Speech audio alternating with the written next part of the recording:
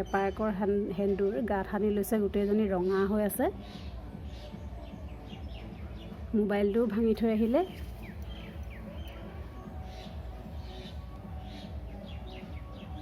সেন্দুৰ সানি গোটেইজনী এইজনী লেতেৰি হৈ আছে। এইজনী সেন্দুৰ সনা ছোৱালীজনী, এইজনী বদমাছ।